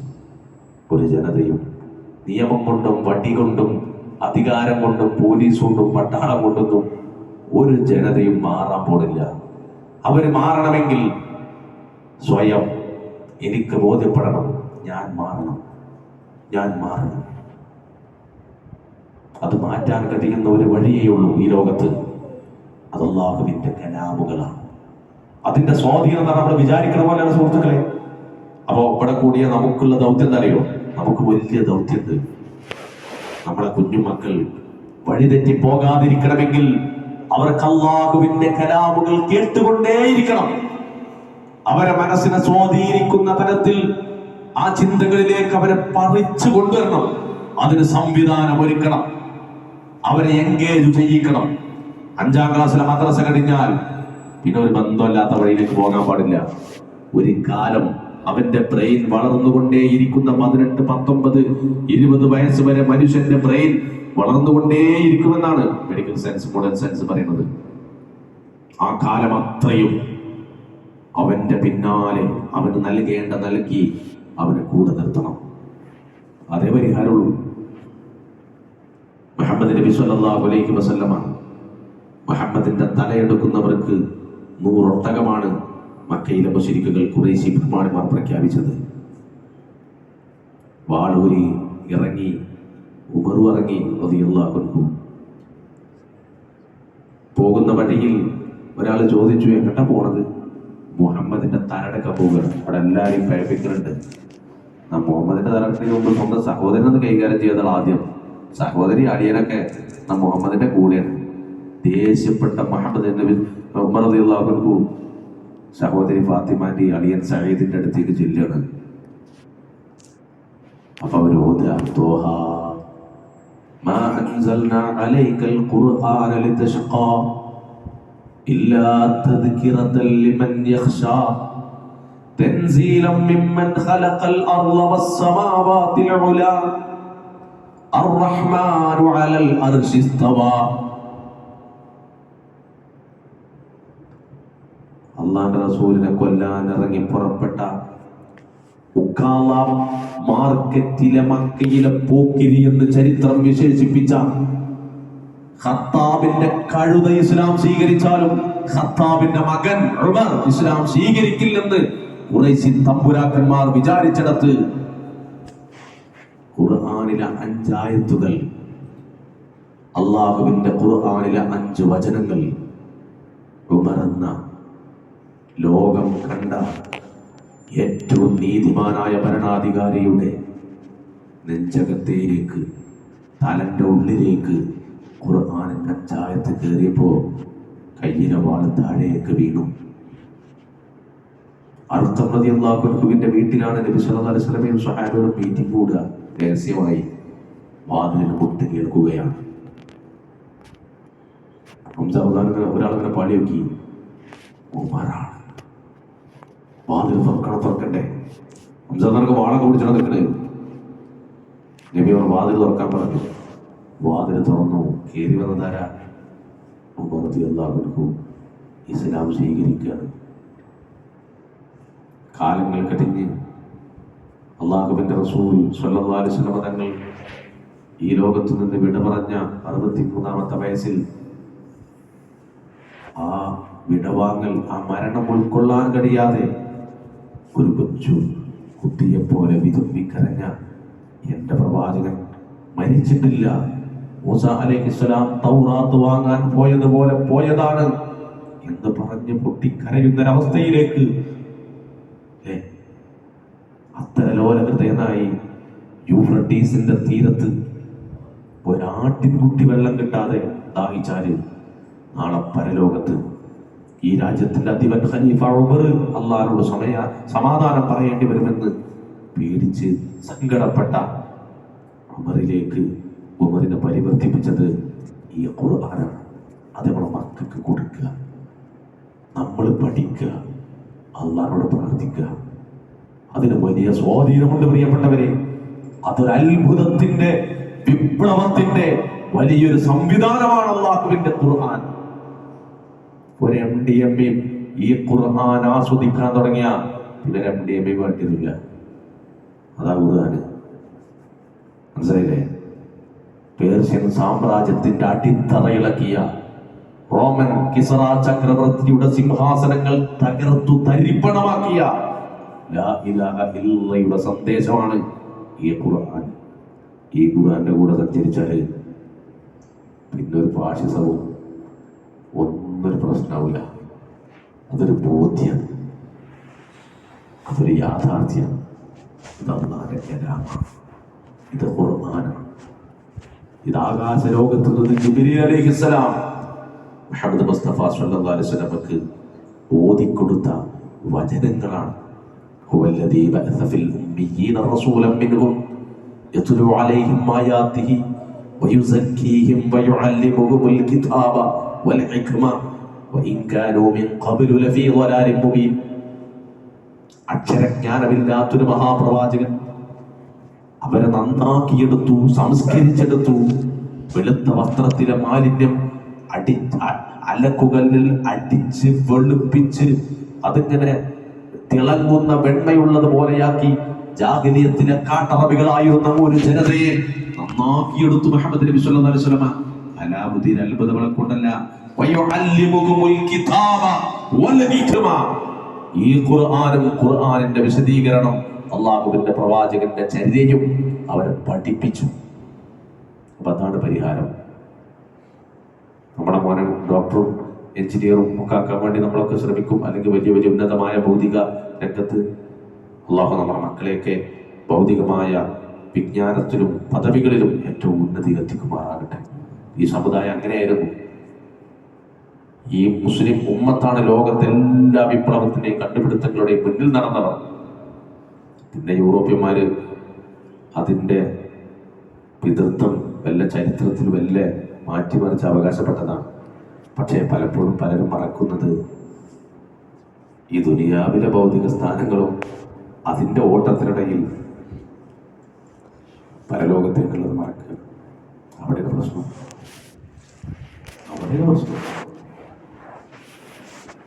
4 കൊല്ലം MBBS പഠിച്ച് 4ാമത്തെ കൊല്ലം ഏകദേശം അടുത്ത മാസം കോൺവെക്കേഷനാണ്. അവധിന്റെ സമയത്ത് കൂട്ടുകാരൻ്റെ ബൈക്കിന്റെ പിന്നിൽ നാട്ടിലേക്കൊന്ന് വന്നു പോവാന്ന് വിചാരിച്ച് കോയമ്പത്തൂരിലേക്ക് റെയിൽവേ സ്റ്റേഷനിലേക്ക് കൂട്ടുകാരൻ്റെ ബൈക്കിന്റെ പിന്നിൽ പോരുകയാണ്. ആക്സിഡൻ്റായി 3 ദിവസം കോയമ്പത്തൂർ ഹോസ്പിറ്റലിൽ വെന്റിലേറ്ററിൽ. ഒരു വാപ്പാന്റെ ഏക മകൻ, 4 സഹോദരിമാര് 3 ദിവസം വെന്റിലേറ്ററിൽ കിടന്ന് ആ കുഞ്ഞുമോൻ മരണപ്പെട്ടു പോയി. ആലോചിച്ചു, ഒരു ഉപ്പാന്റെയും ഉമ്മാന്റെയും ജീവിതത്തിലെ വലിയ സ്വപ്നം എന്തായിരിക്കും? 4 കൊല്ലം MBBS പഠിച്ച് കഴുത്തിൽ സ്റ്റെതസ്കോപ്പ് തൂക്കി ഡോക്ടറായി കയറി വരുന്ന മോനെ കാണാൻ വേണ്ടി ആഗ്രഹിച്ചിരുന്ന ഒരു ഉപ്പാന്റെയും ഉമ്മാന്റെയും മുന്നിലേക്ക് വീട്ടിലേക്ക് വന്നത് സ്വന്തം മകന്റെ ജനാസയുമായി ആംബുലൻസാണ് കടന്നു വന്നത്. ഇതാണ് ദുനിയാവ്, ഇതാണ് ദുനിയാവ്. മരണത്തോടുകൂടി ഫുൾ A+ സർട്ടിഫിക്കറ്റ് 1.5 രൂപേൻ്റെ A4 കടലാസിന്റെ വില ഉണ്ടാകുള്ളൂ. 4 കൊല്ലം പഠിച്ച MBBS സർട്ടിഫിക്കറ്റ് 2 രൂപേൻ്റെ A4 അവിടെ കിടക്കും. 2 കൊല്ലം ഊണും ഉറക്കും കൂടി ഒഴിച്ച് പഠിച്ചെടുത്ത PG അവിടെ അങ്ങനെ ഡിഗ്രികൾ, ഇങ്ങനെ ബോർഡിൽ തൂക്കുന്ന ഡിഗ്രികൾ അവിടെ തീരും. എറണാകുളം ലോക്ഷോർ ഹോസ്പിറ്റലിലെ പ്രഗത്ഭനായ ഡോക്ടർ സൂയിസൈഡ് ചെയ്തു ഒരു ഫാം ഹൗസിൽ. എന്നിട്ട് നിങ്ങൾ പത്രത്തിൽ ഒരു വർഷം അയാൾക്ക് ലോക്ഷോർ ഹോസ്പിറ്റലിൽ കൊടുക്കുന്ന സാലറി 50 ലക്ഷം രൂപയാണ്. പിന്നെ 12 മരിച്ചു നോക്കി, ഒരു മാസം കൊടുക്കുന്ന എത്രയാകുമ്പോൾ 3-4 ലക്ഷം രൂപ ഒരു ഹോസ്പിറ്റൽ അയാൾക്ക് കൊടുക്കണേ. കേരളത്തിൽ ഏറ്റവും കൂടുതൽ കിഡ്നി റീപ്ലാന്റ് ചെയ്ത പ്രഗത്ഭനായ ഡോക്ടർ ഏകദേശം 4000-5000 സർജറി ചെയ്തിട്ടുണ്ട്. ഒരു മുഴം കയറിൽ ഒരു ഫാം ഹൗസിൽ 4 ദിവസം മുമ്പ് പത്രത്തിൽ നിങ്ങളൊക്കെ കണ്ടിട്ടുണ്ടാവും, ഇപ്പൊ ചർച്ച ചെയ്താൽ മനസ്സിലാവും. വെട്ടിത്തൂങ്ങി. കുറിപ്പെന്തറിയോ? എനിക്ക് പഴയ മാതിരി പെർഫോം ചെയ്യാൻ കഴിയില്ലേ എന്നുള്ളൊരു ആശങ്ക. സർജറിയിൽ പഴയ പോലെ എന്താ ജീവിതം ഇവിടെ ഉള്ളൂ എന്ന് വിചാരിച്ചു. അതാ വിശ്വാസം. മരണത്തോടുകൂടി തീരാൻ തോന്നി, അപ്പൊ പിന്നെ തീർക്കാൻ തോന്നി. ഇവിടെ എല്ലാ സുഹൃത്തുക്കളെ ജീവിതം, ഇവിടെയാണ് ജീവിതം തോന്നിയവർക്കാണ് MDMA ലഹരിയാക്കുക. മനസ്സിലായില്ലേ? അപ്പൊ ചില ആൾക്കാർ ഈ ആഘോഷത്തിലൊന്നും പങ്കെടുക്കാതെ ഈ ലഹരിക്ക് ഉപയോഗിക്കാത്തവർ ഇവരൊക്കെ ഒരു പൊട്ടനാണ്, ഇവരൊക്കെ ഏതാ ഈ കാലത്ത് ജീവിക്കാൻ പറ്റുമോ? 6-ാം നൂറ്റാണ്ടെന്ന് വണ്ടി കിട്ടാത്ത പ്രാകൃതൻ, ഇതിന്റെ ആസ്വാദനം എന്താ? ഇവന് വല്ലതും തിരിയോ എന്നൊക്കെ പറയാ. പൊട്ടനോ പ്രാകൃതനായിട്ടല്ല സുഹൃത്തുക്കളെ, ഇതൊരു ബോധ്യമാണ്. എന്തറിയോ? മരണത്തിന്റെ അപ്പുറം വിശാലമായ ഒരു സ്വർഗമുണ്ടെന്ന ഉറച്ച ബോധ്യം. അവിടെ വീഞ്ഞുണ്ട്, കള്ളുണ്ട്. ആർക്ക്? കസ്തൂരിയുടെ സീലുള്ള, സീല് ഒട്ടിക്കാത്ത, ലഹരി ബാധിക്കാത്ത ആസ്വാദനത്തിന്റെ മദ്യം വിശ്വാസികൾക്കല്ല സ്വർഗത്തിലിരിക്കുന്നുണ്ട്. ഇപ്പോ അത് ബോധ്യാണ്, അതൊരു ബോധ്യ. ഗർഭപാത്രത്തിലെ 2 കുട്ടികൾ സംസാരിക്കുന്ന ഒരു സാങ്കല്പിക കഥ ഉണ്ട്, നമ്മളൊക്കെ കേട്ടിട്ടുണ്ടാവും. ഒരു കുട്ടി പറയാണ് മറ്റൊരാളോട്, ഗർഭപാത്രത്തിൽ സംസാരമാണ്. ഒരു കുട്ടി മറ്റേ കുട്ടിയോട് പറയാണ്, നമ്മള് ഈ ഗർഭപാത്രത്തിൽ കാലാകാലം കിടക്കൂല, നമ്മുടെ 9 മാസമൊക്കെ കഴിഞ്ഞാൽ നമ്മൾ ഇവിടുന്ന് ഭൂമി എന്നൊരു നാട്ടിലേക്ക് പോകണം. ഭൂമി എന്നൊരു നാട്ടിലേക്ക് പോകണം. അതെന്ന് പറഞ്ഞാൽ ഈ സ്ഥലത്തിന്റെ മാത്രമല്ല, പ്രവിശാലമാണ്. അവിടെ പുഴകളുണ്ട്, പുഴയിൽ വിവിധ തരം മത്സ്യങ്ങളുണ്ട്. അവിടെ മലകളുണ്ട്, മലയിൽ വിവിധ ഇനം മരങ്ങളുണ്ട്. അവിടെ ആകാശം കാണും, ആകാശത്ത് നക്ഷത്രങ്ങളെ കാണാൻ പറ്റും. ചന്ദ്രനെ പൂത്തുലഞ്ഞു നിൽക്കുന്ന 14 രാവിലെ ചന്ദ്രനെ കാണാൻ പറ്റും. കാട്ടിൽ മൃഗങ്ങളുണ്ട്, നാട്ടിൽ ജീവികളുണ്ട്, ഒരുപാട് മനുഷ്യന്മാരുണ്ട്, വാഹനങ്ങളുണ്ട്. അത് വല്ലാത്തൊരു ലോകമാണ്. അപ്പൊ ഗർഭപാത്രത്തിലെ മറ്റേ കുട്ടി ഇജെന്ത് പൊട്ടത്തരായി പറയുന്നത്, നമുക്ക് ഇവിടെ ജീവിതമുള്ളൂ, ഇജുണ്ടോ അങ്ങനെ ലോകം? മറ്റൊരോട് ഞാൻ കണ്ടിട്ടില്ല. ആരെങ്കിലും അവിടെ പോയി വന്നിക്കണോ? ഇവിടുന്ന് പോയാൽ ആരെങ്കിലും പിന്നെ ഗർഭപാത്രത്തിൽ കേട്ട് വന്നിക്കണോ? ഇല്ല. അവൻ അങ്ങനെ ലോകമില്ല. അതുകൊണ്ട് ഇവിടെ എന്താ പറ്റുന്ന പരമാവധി ചെയ്യാ, അത് കഴിഞ്ഞാൽ കഴിഞ്ഞു. ഇതൊരു സാങ്കല്പിക കഥയാണെങ്കിലും ഇതാണ് ഇവിടുത്തെ 2 തരം ചിന്ത. പരലോകമുണ്ട്.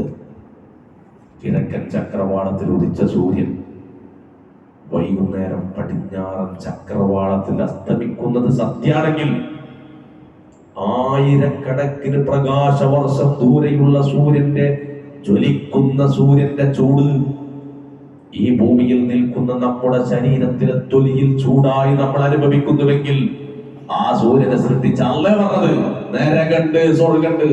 എന്താ സംശയം? അങ്ങനെ മരിച്ചു തിരിച്ചു നിൽക്കണം. പരലോകമുണ്ടോ? എന്നോട് ലോകം എന്നാ കുറച്ച് ആൾക്കാർ പറയുന്നത്. അവരോട് അല്ല പറഞ്ഞത്, നിങ്ങൾക്ക് സംശയമാണെങ്കിൽ മരിച്ചിട്ടുള്ള ജീവിതത്തിനെ പറ്റി നിങ്ങൾക്ക് സംശയമുണ്ടോ? ലാ ഉഖ്സിമു ബിയൗമിൽ ഖിയാമ ഫലാ ഉഖ്സിമു ബിന്നഫ്സിൽ ലവ്വാമ അയഹ്സബുൽ ഇൻസാനു അല്ലൻ നജ്മഅ ഇദാമ. മനുഷ്യൻ വിചാരിക്കുന്നുണ്ടോ നുരുമ്പിപ്പോയ അവന്റെ എല്ലുകളെ നാം രണ്ടാമത് കൂട്ടി യോജിപ്പിക്കുന്ന കാര്യത്തിൽ അവർക്ക് സംശയമുണ്ടോ? വലാ ഖാദിരീന അലാ അൻ നുസവ്വിയ ബനാന. അവന്റെ വിരൽ തുമ്പുകൾ, ഫിംഗർ പ്രിന്റുകൾ വ്യത്യസ്തമാക്കിയവരാണ് അല്ലാ. കോടിക്കണക്കിന് മനുഷ്യരുടെ 800 കോടി മനുഷ്യർ ജീവിക്കുമ്പോ 800 കോടി ഫിംഗർ പ്രിന്റ്. 30 കൊല്ലം കഴിഞ്ഞിട്ട് സൗദി അറേബ്യയിലെ എയർപോർട്ടിൽ ഇറങ്ങുമ്പോ കയ്യിൽ വെച്ചാൽ ചിലപ്പോൾ തിരിച്ചിട്ട് കയറ്റും. എന്താ കാരണം? അത് വേറെ ആർക്കും ഉണ്ടാകില്ല. അതാ പടച്ചോൻ പറഞ്ഞത്. ഒട്ടകത്തിനെ നോക്കി നടന്ന കാട്ടറബികളായിരുന്ന ജനതന്റെ മുമ്പിൽ അള്ളാഹുവിന്റെ റസൂൽ തോന്നി. ഇന്ന് തോന്നുമ്പോൾ നമുക്ക് മനസ്സിലാകും, വേറെ ആളുടെ വേറെ ചെത്തിയിട്ട് തൊലിയൊക്കെ ചെത്തിക്കൊണ്ട് നിന്റെ കൈപ്പ പിടിപ്പിച്ചാൽ പോലും ഇന്റെ ഫിംഗർ പ്രിന്റ് മതിയുള്ളൂ. ഇതാ മോഡേൺ സയൻസ് പറയുന്നത്. അതുകൊണ്ട് സുഹൃത്തുക്കളെ, ഒരു ബോധ്യം നമുക്കുണ്ടാവണം. നമ്മളെ മാത്രം രക്ഷപ്പെട്ടാൽ പോരാ, നമ്മുടെ മക്കളോ അടങ്ങുന്ന അടുത്തൊരു ജനറേഷനെ നമ്മുടെ നാട്ടിൽ നന്മയിലേക്ക് നമുക്ക് തിരിച്ചുകൊണ്ടുവരണം. ആ മക്കളുടെ കുഴപ്പമല്ല, സംവിധാനങ്ങളുടെയും കാലത്തിൻ്റെയും സാഹചര്യത്തിൻ്റെയും ചില പ്രശ്നങ്ങളുണ്ട്. അതൊരൊഴുക്കാണ്, എല്ലാവരും ഒഴുക്കാണ്. ആ ഒഴുക്കിൻ്റെ കൂടെ ഒഴുകിയാൽ നമ്മൾ നരകത്തിലേക്ക് ചെന്ന് ചാടുള്ളൂ. ഒഴുക്കിനെതിരെ ചിരിച്ച്, ഒഴുക്കിനെതിരെ ശക്തമായി തിരിച്ചു നീന്തിയവരാണ് പ്രവാചകന്മാരും അഹ്ലുസുന്നയുടെ പണ്ഡിതന്മാരും ചരിത്രത്തിൽ അഹ്ലുസുന്നയുടെ ഇമാമുമാരും. അവസാനത്തെ വിജയം ഒഴുക്കിനെതിരെ നീന്തുന്നവർക്കായിരിക്കും. ആരൊക്കെ എന്തൊക്കെ പറഞ്ഞാലും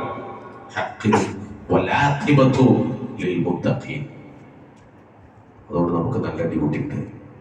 യുവപഥത്തിന്റെ ഒരു ലക്ഷ്യം തന്നെ എന്താ അറിയോ? നാട്ടിലെ യുവാക്കളൊക്കെ വിളിച്ചോണ്ട് കണ്ട് ചില ചിന്ത കൊടുത്തിട്ട് ഓരോ ഫോളോ ചെയ്യാൻ കണ്ടിന്യൂസ് അടുത്ത QHLS ക്ഷണിക്കുക.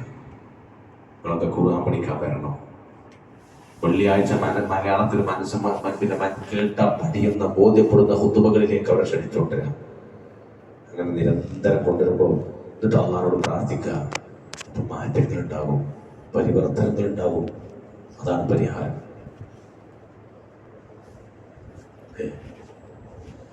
തന്റെ ഭാര്യ ഫാത്തിമ റളിയല്ലാഹു അൻഹ വഫാത്തായി. അവരെ മറമാടിയ കബറടക്കിയ മദീനയിലെ ബഖീഇലേക്ക് അലി ഇബ്നു അബീ ത്വാലിബ് റളിയല്ലാഹു അൻഹു ഭർത്താവ് ആ കബറിന്റെ അടുത്തേക്ക് സന്ദർശിക്കുന്ന രംഗങ്ങളുടെ ചരിത്രത്തിൽ ഇദ്ഹർപുല്ലുകൾ നിൽക്കുന്ന ആ മദീനയിലെ ബഖീഇലേക്ക് ചെന്നിട്ട് അലി റളിയല്ലാഹു അൻഹു അസ്സലാമു അലൈക്കും യാ ദാറ ഖൗമിൽ മുഅ്മിനീൻ ഇന്നാ ഇൻഷാ അല്ലാഹു ബിക്കും ലാഹിഖൂൻ.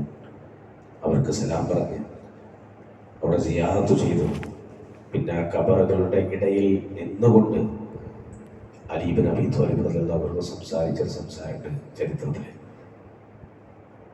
ഈ കബറിൽ കിടക്കുന്നവരെ മാറുക്കും. എന്താ വർത്താനം, എന്താ നിങ്ങളൊക്കെ വർത്താനം? കബറിൽ കിടക്കുന്നവരെ, കബറിൽ കിടക്കുന്നവരെ കേൾക്കൂല. അവരോടല്ല അലി റളിയല്ലാഹു അൻഹു സംസാരിച്ചത്. ഭൂമിയിൽ ജീവിച്ചിരിക്കുന്നവർക്കും പിന്നീട് വരാൻ പോണ നമ്മളെ പോലെയുള്ള തലമുറകൾക്കും കൊടുക്കുന്ന മെസ്സേജാണ് ഈ ഇബ്നു അബീ ത്വാലിബ് റളിയല്ലാഹു അൻഹു അവിടെ സംസാരിച്ചത്. എന്താ നിങ്ങളൊക്കെ വർത്താനം? ഞങ്ങളെ വർത്താനം ഇവിടെ കുറെ വർത്താനുണ്ട്. അദ്ദേഹം പറഞ്ഞതിന്റെ ചുരുക്കം തന്നെയോ, കബറിൽ കിടക്കുന്നവരെ, നിങ്ങൾ അധ്വാനിച്ച് കഷ്ടപ്പെട്ട് നിങ്ങളുടെ ആയുസ്സിലെ ഏറ്റവും വലിയ സ്വപ്നമായി നിങ്ങൾ പടുത്തുയർത്തിയ നിങ്ങളുടെ വീടുകളില്ലേ, നിങ്ങളിവിടെ കിടക്കുമ്പോ നിങ്ങളെ വീട് വേറെ ചില ആൾക്കാരെന്നാ ഉപയോഗിക്കുന്നത്. അവരാ കിടക്കണ വീട്ടില്. നിങ്ങളോട് നല്ല നല്ല ഷർട്ടുകളില്ലേ, അതൊക്കെ വേറെ ആൾക്കാർ ഉപയോഗിക്കലുണ്ട്. നിങ്ങൾ ഓമനിച്ചു കൊണ്ട് നടന്ന നിങ്ങളുടെ യാത്രാ വാഹനങ്ങളില്ലേ, അതൊക്കെ വേറെ ആളുകൾ ഉപയോഗിക്കണം. നിങ്ങളുടെ ഭാര്യമാർ, അവരിന്ന് വേറെ ചിലരുടെ ഭാര്യമാരാണ്. നിങ്ങളുടെ ഭർത്താക്കന്മാർ, അവരുടെ കൂടെ ഇന്ന് വേറെ ചില സ്ത്രീകളാണ് കിടന്നുറങ്ങുന്നത്.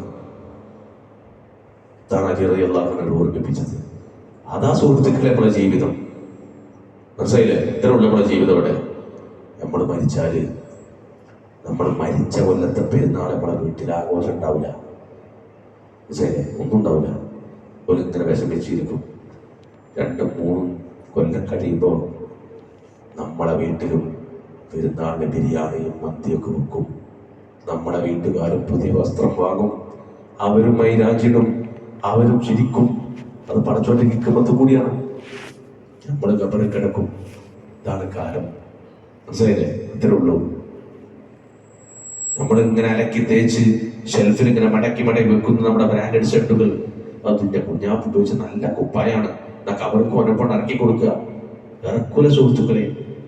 നമ്മളിങ്ങനെ പൊടി പറ്റാതെ കൊണ്ടു നടന്ന നമ്മുടെ റോയൽ എൻഫീൽഡ് ബുള്ളറ്റ്, ഇതിന്റെ എന്റെ ബൈക്കായിരുന്നു, അങ്ങനെ ഇറക്കി കൊടുക്കുക.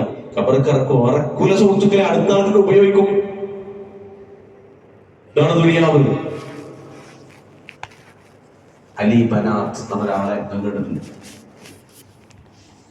കേൾക്കാത്തവരോട് കേൾക്കാത്തവരൊക്കെ ഒന്ന് സെർച്ച് ചെയ്ത് നോക്കുക. അലി ബാനറ്റ് ഒക്കെ ഉണ്ട്.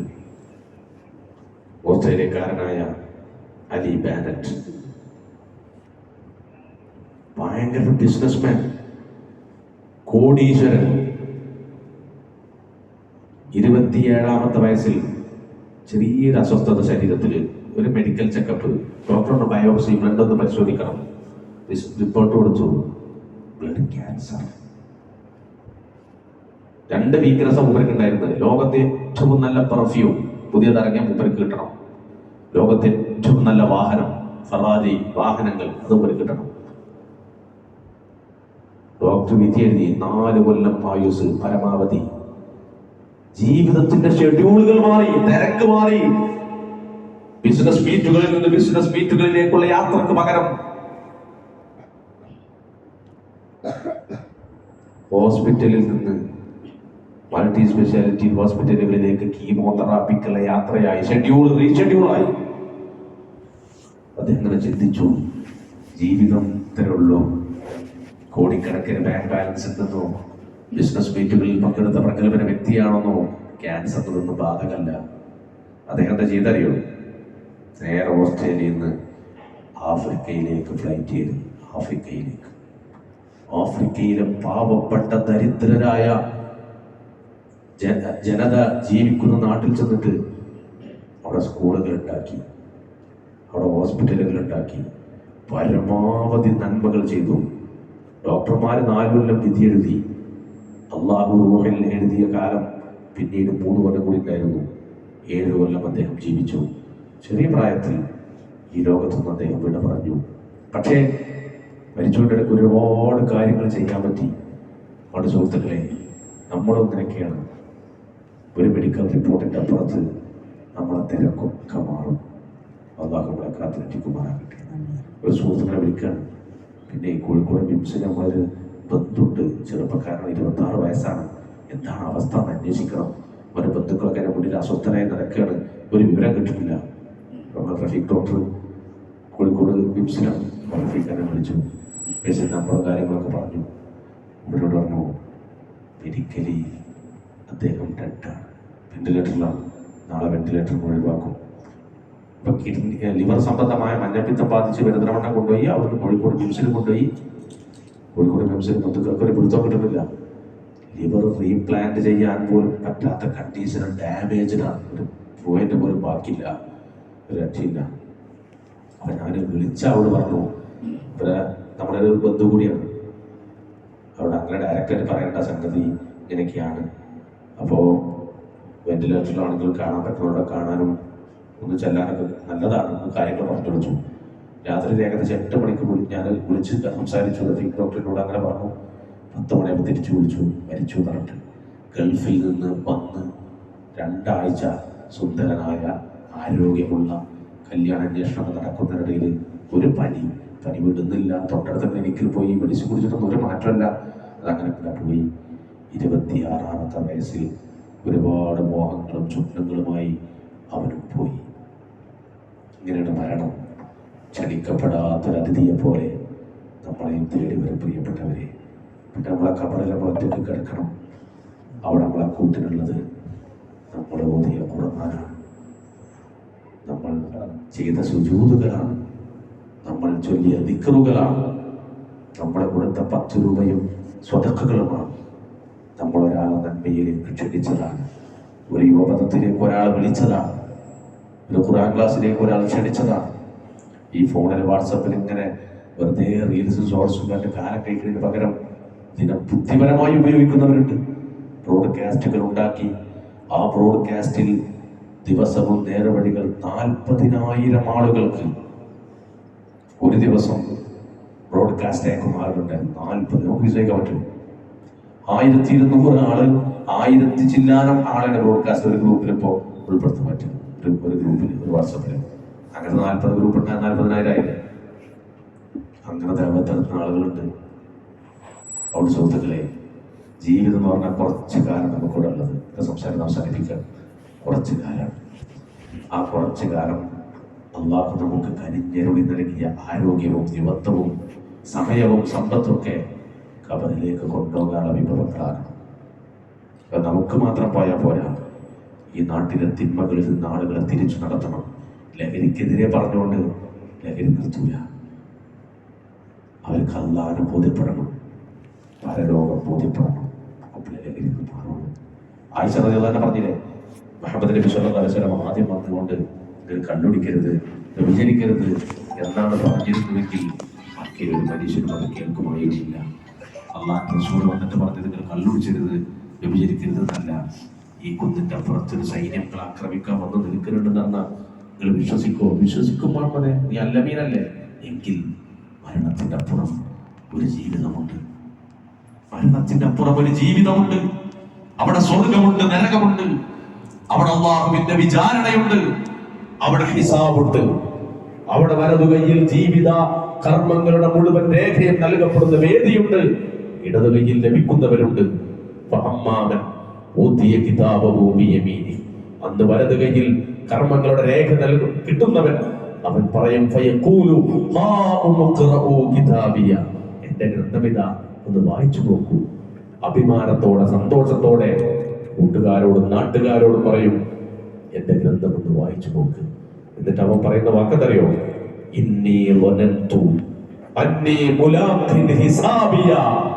ദുനിയാവിൽ ഞാൻ ജീവിക്കുമ്പോ എനിക്ക് ദൃഢമായ ബോധ്യമുണ്ടായിരുന്നു, ഇതുപോലെ പരലോകത്ത് അല്ലാഹുവിന്റെ മുമ്പിൽ നിൽക്കും, ഇങ്ങനെ ഒരു വിചാരണ ഉണ്ടാകുമെന്ന് എനിക്ക് ഉറപ്പുണ്ടായിരുന്നു. അതുകൊണ്ട് എല്ലാവരും പന്തൽ ഗ്രൗണ്ടിലേക്ക് അങ്ങോട്ട് പോയപ്പോ ഞാൻ തിരിച്ചു പള്ളിയിലേക്ക് നടന്നത്. എല്ലാവരുടെ പാൻറ്റും അങ്ങനെ സോഷ്യൽ മീഡിയയിൽ ട്രെൻഡനുസരിച്ച് സിനിമാ താരങ്ങളുടെ ഫാഷൻ അനുസരിച്ച് വന്നപ്പോ എന്റെ 6-ാം നൂറ്റാണ്ടിലെ വണ്ടി കിട്ടാത്ത പ്രാകൃത വേഷമെന്ന് ആളുകൾ പരിഹസിച്ചപ്പോഴും ഞാൻ ഇങ്ങനെ ഡ്രസ് എടുക്കാൻ കാരണം അറിയോ?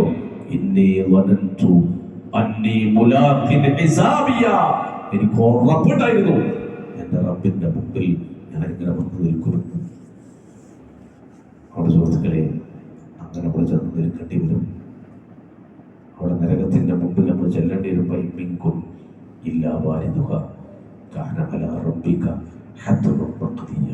അല്ലാഹു നിശ്ചയിച്ച നിശ്ചയം, നരകത്തിന്റെ അടുത്ത് എല്ലാവരും വരണം. ثم ننجي الذين اتقوا ونذر الظالمين فيها جثيا. അല്ലാഹുവിനെ സൂക്ഷിച്ച് ജീവിച്ച ആളുകളെ നാം രക്ഷപ്പെടുത്തും. അല്ലാത്തവരാ നരകത്തിലേക്ക് മുഖം കുത്തി മുട്ടുകുത്തി വീഴ്ത്തപ്പെടും എന്ന് അല്ലാഹുവിന്റെ ഖുർആൻ നമ്മളെ പഠിപ്പിക്കണം. അത് നമുക്ക് ബോധ്യമുണ്ടാകണം. അതുകൊണ്ട് സുഹൃത്തുക്കളെ, ചരിത്രത്തിൽ അല്ലാഹുവിന്റെ പ്രവാചകന്റെ സ്വഹാബ അവർ ഈ സ്വർഗം ബോധ്യപ്പെട്ടവരാണ്, നരകം ബോധ്യപ്പെട്ടവരാണ്. അതുകൊണ്ട് അവർ ദുനിയാവിലൊന്നും അവർക്ക് പ്രശ്നമല്ല, അവർ പരലോകത്തിന് വേണ്ടി ജീവിച്ചു. അപ്പം അത് അവർക്ക് വേണ്ടിയുള്ള ജീവിതമായി. പരലോകത്തിന് വേണ്ടി നമ്മൾ ജീവിക്കുമ്പോൾ അത് നമുക്ക് വേണ്ടിയുള്ള ജീവിതമാകും. ദുനിയാവിൽ എല്ലാം വിട്ട് വെറും പള്ളിക്കങ്ങനെ ഇരിക്കുന്ന ഇസ്ലാം പറഞ്ഞിട്ടില്ലല്ലോ. ദുനിയാവിൽ അള്ളാഹ് നമുക്ക് അനുവദിച്ചതൊക്കെ ഹലാലായതൊക്കെ നമുക്കുമാകാം. പള്ളിയുടെ മൂലൊക്കെ തന്നെ ഇങ്ങനെ ഇരിക്കണം ആരും പറഞ്ഞിട്ടില്ല. പക്ഷേ അതിന്റെ മുൻഗണനകളും പ്രിഫറൻസും നിശ്ചയിക്കുന്നിടത്ത് ദീനാകണം മാനദണ്ഡം. നമ്മുടെ ജീവിതത്തിന്റെ പ്രിഫറൻസുകൾ നിശ്ചയിക്കുന്നത് ഇസ്ലാം എന്ന ദീനാകണം. കാരണം അല്ലാഹുമ്മ അസ്ലിഹ് ലി ദീനി അല്ലദീ ഹുവ ഇസ്മത്തു അംരി. അള്ളാഹുവേ എൻ്റെ ദീനിനെ എനിക്ക് നന്നാക്കി തരണേ. എൻ്റെ കാര്യങ്ങളുടെ സുരക്ഷിതത്വം, സെക്യൂരിറ്റി എൻ്റെ ദീനാണ്. ദീനാണ് നമ്മുടെ സുരക്ഷിതത്വം എന്ന് അള്ളാഹുവിൻ്റെ പ്രവാചകൻ സ്വല്ലല്ലാഹു അലൈഹി വസല്ലം തങ്ങൾ പ്രാർത്ഥിച്ചിട്ടുണ്ട്. ആ പ്രാർത്ഥന നമ്മൾ പ്രാർത്ഥിക്കുക. പ്രാർത്ഥനകളും ദിക്റുകളും നമ്മുടെ ജീവിതത്തിൻ്റെ സുരക്ഷിതത്വമാണ്. നമസ്കാരം നമ്മുടെ കൺകുളിർമയാണ്. പരലോകത്തെ വിചാരണ ലളിതമാകാൻ രക്ഷപ്പെടാനുള്ള ഒന്നാമത്തെ സ്റ്റെപ്പ് തൗഹീദ് കഴിഞ്ഞാൽ പിന്നെ നമസ്കാരം. അത് ശ്രദ്ധിക്കുക.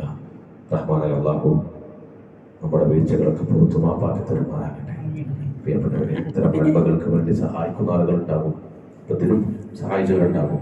ഇവിടെ നോമ്പറക്കാൻ സഹായിച്ചവര്, ഇതിലേക്ക് ആളുകളെ വിളിക്കാൻ ശ്രദ്ധിച്ചവര്, ഇവിടെ ഈ പള്ളി സംവിധാനം ഒരുക്കി കൊടുത്തവര്, ഏതൊരു നന്മയിലേക്ക് ഈ ഒരു ചെറിയ കാര്യം നമ്മൾ ചെയ്താലും അത് വലുതായി കിട്ടുന്ന ഒരു ലോകമാണ് പരലോകം. നമ്മുടെ നിയത്താണ് ഇതിൽ പ്രധാനം. ഓരോ നന്മകൾ ചെയ്തവരും അങ്ങേയറ്റത്തെ പ്രതിഫലം ആഗ്രഹിക്കണം. അങ്ങനെ ഈ വവധത്തിന് വേണ്ടി സാമ്പത്തികമായി സഹായിച്ചവരുണ്ടാകും, മറ്റു നിലക്ക് സഹായങ്ങൾ ചെയ്തവരുണ്ടാകും, ആളുകളെ വിളിച്ചവരുണ്ടാകും. ചിലപ്പോൾ ഒരുപാട് ആളുകളെ വിളിച്ചേക്കും, ചില വന്നിട്ടുണ്ടാവുള്ളൂ. ഇവരും നമ്മൾ നിരാശരാവണ്ട. നമ്മൾ പരമാവധി അള്ളാഹുവിൻ്റെ പ്രീതി ആഗ്രഹിച്ച് പ്രവർത്തിക്കുക, പിന്നെ അള്ളാഹുവിനെ ഏൽപ്പിക്കുക. അങ്ങനെ എല്ലാ ഈ നന്മകളിലൊക്കെ ഇടപെട്ട എല്ലാവർക്കും അള്ളാഹു അർഹമായ പ്രതിഫലം നൽകി അനുഗ്രഹിക്കുമാറാകട്ടെ. അള്ളാഹുവെ ഞങ്ങളുടെ വീഴ്ചകളൊക്കെ ഞങ്ങൾക്ക് മാപ്പാക്കി തരണേ. നോമ്പുകാരെ റിയാൻ എന്ന കവാടത്തിലുള്ള സ്വർഗത്തിലേക്ക് പ്രവേശിപ്പിക്കുമ്പോൾ അതിൽ ആ ഭാഗ്യവാന്മാരിൽ ഞങ്ങളത് ഉൾപ്പെടുത്തി അനുഗ്രഹിക്കണേ. അള്ളാഹുവെ ഞങ്ങളുടെ പ്രിയപ്പെട്ടവർക്ക്